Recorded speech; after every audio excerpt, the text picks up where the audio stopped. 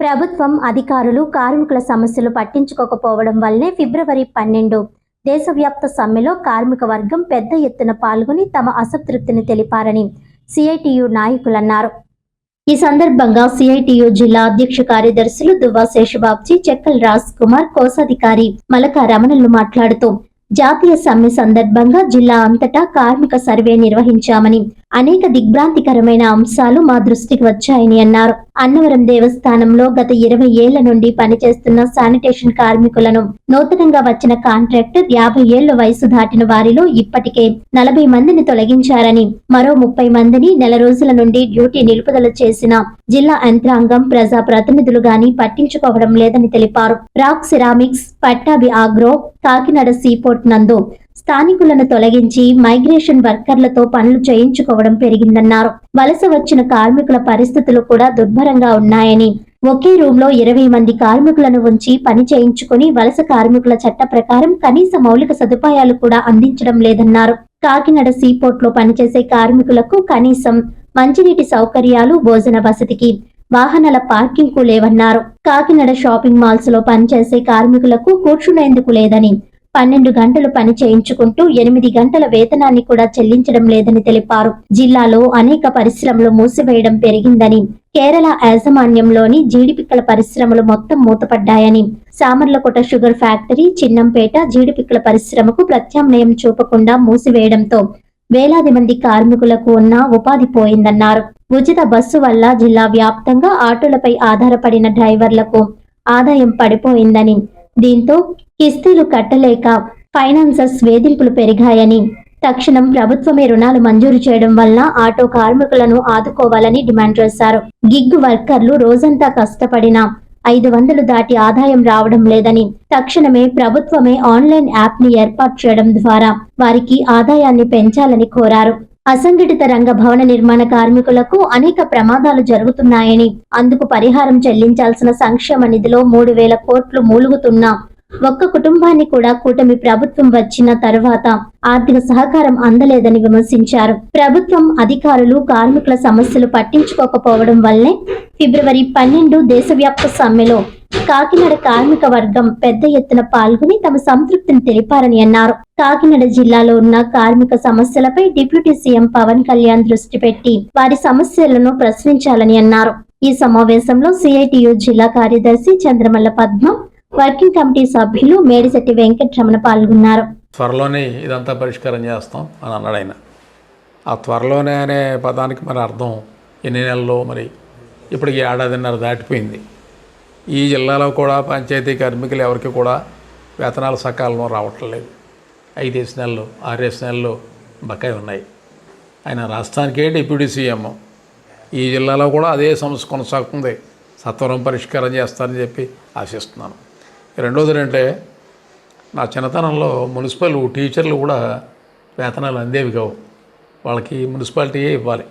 ఆ తర్వాత గవర్నమెంట్ మార్పు చేసుకుని ఈ మున్సిపల్ టీచర్లకి వేతనాలు ఇచ్చే బాధ్యత రాష్ట్ర ప్రభుత్వం తీసుకున్నది. అందుకని ఇప్పుడు మున్సిపల్ టీచర్లకి ఆ సమస్య లేదు. అందువల్ల డిప్యూటీ సీఎం గారు చొరవ చేసి చేయాల్సిన పని ఏంటంటే, పంచాయతీ కార్మికులకి వేతనాలు రాష్ట్ర ప్రభుత్వం ఇవ్వాలి. అప్పుడు ఈ సమస్య పరిష్కారం అవుతాయి. దేశవ్యాప్త సమ్మె ఫిబ్రవరి 12వ తారీఖునే బాగా జరిగింది. ఆ జరగడానికి ముందు కాకినాడ జిల్లాలో సిఐటియుగా అనేక చోట్ల మొత్తం 21 మండలాల్లో కూడా కార్మికుల సమస్యలు, కార్మికుల పని పరిస్థితులు ఎలాగున్నాయి, మారుతున్న పరిణామాలు కార్మికుల మీద ఎలాంటి ప్రభావం చూపిస్తున్నాయి అనే విషయాల మీద సమగ్రంగా సర్వే చేసాం. ఈ సర్వే సందర్భంగా అనేక విషయాలు కాకినాడ జిల్లాలో వెలుగులోకి వచ్చినాయి. ఈ వెలుగులోకి వచ్చిన విషయాలు దిగ్భ్రాంతి కల్పించేలాగా ఉన్నాయి. కార్మికుల జీవితాలని మరింత దుర్భర పరిస్థితులకు నెట్టే పద్ధతిలో ఉన్నటువంటి పరిస్థితి. స్థానికులు అంటే ఎవరైతే ఆంధ్రప్రదేశ్లో పుట్టి పెరిగినటువంటి కార్మిక వర్గం ఉంటారో, పరిశ్రమల్లో పనిచేసేటువంటి చోట్ల ఈ స్థానికులందరినీ తొలగించుకుంటూ పోతున్నారు. ఇది చాలా ప్రమాదకరమైనటువంటి అంశం. ఎన్నికలు మాత్రం స్థానికుల ఓట్లతో గెలుస్తున్నారు. ఎన్నికలు అయిపోయిన తర్వాత, అధికారంలోకి వచ్చిన తర్వాత స్థానికుల ఉపాధి గురించి పట్టించుకోవటం లేదు. పారిశ్రామిక యాజమాన్యాలు మొత్తం కూడా వలస కార్మికులతో స్థానికుల్ని రీప్లేస్ చేయాలనేటువంటి ఆలోచనతో ఉన్నాయి. ఉదాహరణకి ర్యాక్ సిరామిక్లో గత 2 ఏళ్ల నుంచి 450 మందిగా ఉన్నటువంటి స్థానికుల్ని ఇవాళ 200 మందికి తగ్గించేశారు. ఆ 200 మందిని కూడా తొలగించేయడానికి అనేక కారణాలను ఎదుర్కొంటూ ప్రయత్నాలు చేస్తూనే ఉన్నారు.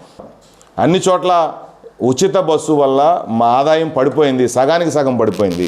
రోజుకి 1500 రూపాయలు ఆదాయం తీసుకుని 1000 రూపాయలు కిస్తీ కట్టేవాళ్ళం, 500 ఏమో ఇంటికి తీసుకెళ్ళి కుటుంబాన్ని నడుపుకునేవాళ్ళం. ఇవాళ 600, 700 కూడా సంపాదించడం చాలా కష్టమైనటువంటి పరిస్థితిగా మారిపోయింది.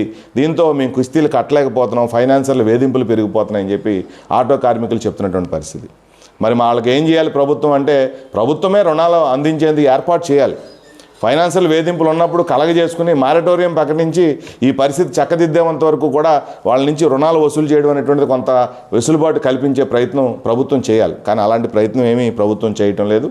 కాబట్టి మేము సిఐటిగా డిమాండ్ చేసేది ఏంటంటే, ఉచిత బస్సు వల్ల నష్టపోయిన ఆటో డ్రైవర్లందరికీ కూడా, డ్రైవర్లందరికీ యజమానులకు ఇచ్చారు కొంతమందికి, కానీ డ్రైవర్లకు ఎవరికి కూడా ఇవ్వలేనటువంటి పరిస్థితి, వాళ్ళందరికీ ఇచ్చే ప్రయత్నం చేయాలి ప్రభుత్వం డిమాండ్ చేస్తా ఉన్నాం. ఫిబ్రవరి 12 దేశవ్యాప్త సమ్మె సందర్భంగా కాకినాడ నగరంలో ఉన్నటువంటి కార్మిక వర్గ పరిస్థితుల మీద సర్వే చేయడం జరిగింది. ప్రధానంగా పోర్టు ప్రాంతంలో ఉన్నటువంటి కార్మిక వర్గ సమస్యలు తెలుసుకోగా, పోర్టులో పనిచేస్తున్నటువంటి కార్మికులకి నెలల తరబడి వేతనాలు బకాయి ఉంటున్నటువంటి పరిస్థితి ఉంది.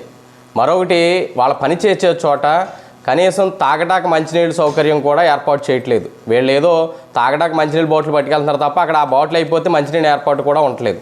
ఒకవేళ ఏర్పాటు చేసినా నిల్వైపోయినటువంటి వాటర్ని ఏర్పాటు చేస్తున్నారు. ఒకవేళ రెస్ట్ తీసుకోవడానికి కనీసం షెడ్లు వేసేటటువంటి సౌకర్యం కూడా లేదు. మరొకటి, స్థానికంగా పనిచేసేటటువంటి జట్టు కూలీలు ఎవరైతే ఉన్నారో ఈ జట్టు కూలీలకి కనీసం ఉపాధి దొరికే పరిస్థితి ఉండట్లేదు. ఎందుకు అని అంటే, ఎక్కడెక్కడో దూర ప్రాంతాల నుంచి వచ్చిన వాళ్ళు కొంతమంది అయితే మన కాకినాడ నగరంలో ఉన్నటువంటి చుట్టుపక్కల ప్రాంతాల నుంచి వచ్చిన వాళ్ళు, కాకినాడ నగరం వాళ్ళు పని దొరుకుతుంది అనేసి ఆ ప్రాంతానికి ఉదయాన్నే పోర్ట్ ఏరియాకి వస్తూ క్యారేజ్ పట్టుకుని వస్తున్నారు. ఆ క్యారేజ్ పట్టుకొచ్చినటువంటి కార్మికులకి ఎవరికి కూడా ఉపాధి దొరకట్లేదు. ఎందుకు దొరకట్లేదు అని అంటే, స్థానికులకు కాకుండా స్థానికేతరులకు ఇక్కడ ఉపాధి కల్పించే పని యాజమాన్యాలు చేస్తున్నాయి. ఎక్కడో బెంగాలు, బీహారు, ఒరిస్సా లాంటి ప్రాంతాల నుంచి తీసుకొచ్చి వాళ్ళని గదుల్లో పెట్టి వాళ్ళ చేత బానిసల కింద పని చేయించుకుంటున్నారు.